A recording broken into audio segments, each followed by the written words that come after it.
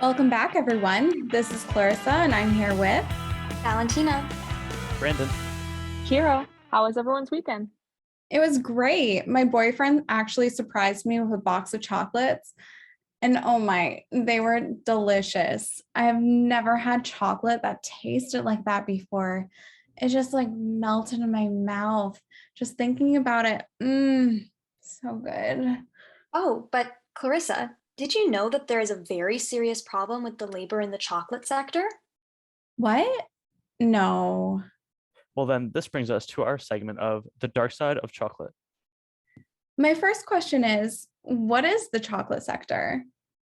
The chocolate sector is the largest part of the confectionery industry, which includes products such as chocolate, candies, and sweets. The chocolate sector has a long supply chain consisting of growing, harvesting, transporting, and processing the chocolate to then be manufactured and sold to consumers. Well, how does the chocolate sector run?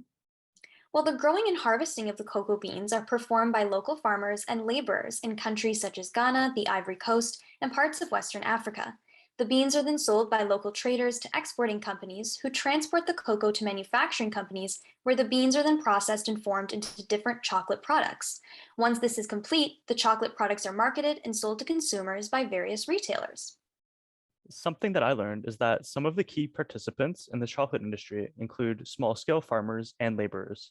The World Chocolate Foundation, which is a trade group that consists of 100 manufacturing corporations, such as Nestle, Mars, and Hershey, as well as retailers and consumers alike. We should also note that though 70% of cocoa beans are now produced in Western Africa, this was not always the case. In fact, cocoa beans are not even native to Africa. Really? Well, then where did they originate? Cocoa originates in Central and South America. However, in the 19th century, European colonizers brought cocoa seeds over to Western Africa, where slave labor and warm climate ensured fast and cheap production. By the 20th century, three major Quaker companies controlled the chocolate sector: Cadbury, Fry, and Rowntree. Even as slave labor became publicly criticized, these companies still used it. For example, Cadbury claimed to oppose slave labor. It was purchasing 45% of its cocoa beans from Sao Tome, an area dominated by slave labor. Wow, that is crazy to think about. It sure is. The chocolate sector's history of colonization has left a lasting impact on cocoa producing countries to this day. For sure, many countries have become dependent on the production and export of cocoa, even if it means poor working conditions continue for those involved. Some governments have even introduced programs to ensure that the cocoa farmed that cocoa production can be most efficient. Ghana is a great example of this. Cocoa accounts for 63% of the country's total earnings in the agricultural sector and 20% of their total export earnings. This country's heavy reliance on cocoa earnings has resulted in the government introducing new production policies. Well, what exactly do these government programs include? Well, it varies by country. Ghana's policies include a mass pesticide spraying policy to reduce crop failure and subsidize fertilizer distribution. Some farmers even receive free fertilizer from the government for their cocoa plants. In South America, the Brazilian government started to implement a modernization strategy that included new fertilizers and agrochemicals to speed up production. Wow, I had no idea that governments were enticing farmers like that. Yeah, for sure. While it is good to know that there are progressive steps being taken regarding the use of chemicals and pesticides, however, a larger issue remains of using child labor. So the term child labor is defined as work that neglects or deprives children of their childhood, potential, and dignity, and that is also harmful to their physical and mental development. How has the amount of child labor in Ghana changed over the years? So a report commissioned by the US Department of Labor revealed that the proportion of children in Ghana and Ivory Coast between the ages of 5 and 17 who work on cocoa farms has increased by 14% in the past decade. This is up a staggering amount from 31% originally up to 45% of children living in those two countries. This is really unfortunate to hear. It definitely is. Child labor is a violation of fundamental human rights and has been shown to hinder children's development, potentially leading to lifelong damage, according to international labor standards. Yes, it is. And due to the illegality of using child labor in the production of chocolate, laborers are often not entitled to protections, which leaves them susceptible to dangerous working conditions. With over 2 million children performing hazardous labor in the chocolate sector, this becomes very concerning. Well, what are the dangerous working conditions that child laborers are being exposed to?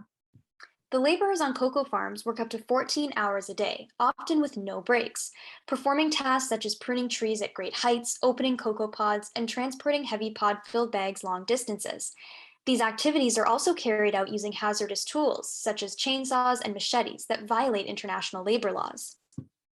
Wow, I cannot imagine. Also, the laborers are exposed to agricultural chemicals.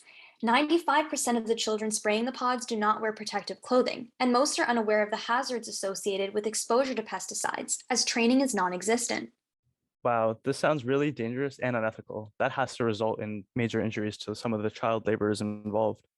Yes, in fact, it does. It has very severe physical consequences, with some child laborers reporting work related injuries such as lacerations to the hands and head, severed fingers, breathing problems from pesticide inhalation, and fractures from carrying heavy loads. Wow. Okay. Well, how about the living conditions and health of the laborers? The laborers working on cocoa farms unfortunately lack adequate nutrition and rest, which leaves them at risk of chronic illness. This is because farm owners often provide the children with the cheapest food available and typically house them in small buildings with a lack of access to clean water and sanitation. Kira, if you don't mind me asking, how much do you make hourly at your current job? Around $16 an hour? Well, now imagine performing all of the tasks that you do at your work, yet not being compensated properly for your labor. This is the reality for most child laborers within the chocolate industry, as they do not receive adequate pay for their work, with most earning less than $1 per day. This results in their self exploitation, which is the extended exploitation of one's body to keep their job or provide for themselves, usually under conditions of structural insecurity. Therefore, the child laborers will endure these strenuous and hazardous working conditions simply to keep their jobs and be able to provide for their families, as a result of most of them living in severe poverty. So then, how can the average consumer know that their chocolate is being made in an ethical way? So there's something called a fair trade mark or label that is a social movement seeking to promote better equity for farmers and workers in developing countries. Fair trade chocolate is produced under ethical standards and priced to give both farmers and laborers a living and sustainable wage. It is certified to ensure that it is grown without child labor or other unethical sources and standards. You can look on product labels for a fair trade label to help guide your purchase decisions. I would definitely look out for a fair trade label if it meant my chocolate was sourced in an ethical way. That's for sure the goal. I would for sure try to avoid chocolate made using child labor or any other unethical practices, and having a fair trade label really helps with that regard. It really is crazy to see that an industry such as chocolate, that most people have such love for, is filled with such unethical practices. Am I the only one that didn't know that this was happening in the chocolate sector? No, Clarissa, you're not. Some consumers are not aware that this is happening at all, and others are simply turning a blind eye to it. Developed countries are especially blind to these conditions, even as the main consumer of chocolate. We treat chocolate as just a self indulgent treat. That makes sense, just like what I did last night with my boyfriend. So, is the taste really worth what goes into making it, like child labor? How do others feel about it? So a recent study was conducted which revealed that there were three main groups on how consumers viewed fair trade chocolate. The first being values fair trade positively, then values fair trade to a lesser extent, and then did not value fair trade at all. So this is showing that consumers are turning a blind eye to some of the unethical practices that occur, or that they're just completely unaware of the situation entirely. Also, only a minority of consumers consider ethical factors when purchasing chocolate. Fair trade chocolate sales have increased by 15% in 2013, but that's only a minority of the chocolate market. Okay, then what is the most important factor for consumers? Sadly, taste is the most important factor for chocolate consumers, and it dominates all ethical considerations. Most consumers are only willing to pay a price premium on fair trade chocolate if it tastes good. Yeah, consumers are looking at price, convenience, quality, and brand familiarity when buying chocolate, which means that big chocolate corporations are going to continue using child labor since they are still earning a great amount of profit. I hate to admit this, but I'm definitely guilty of looking at just the price and convenience when buying chocolate. How do we change this? If change is going to happen in any way in the chocolate sector, it has to begin with consumers making behavioral shifts through not supporting brands that use unethical practices, such as Nestle and Cadbury. Okay, that makes sense, but how do I make this behavioral change? Well, you can start by making this shift by checking out slave-free chocolate to find a list of fair trade chocolate that uses no child labor. Okay, so next time I have a craving for chocolate, I'll go to slave-free chocolate. This has been so informative, and I hope everyone has learned to shop responsibly when buying chocolate. I know I have. Until next time, this has been The Dark Side of Chocolate.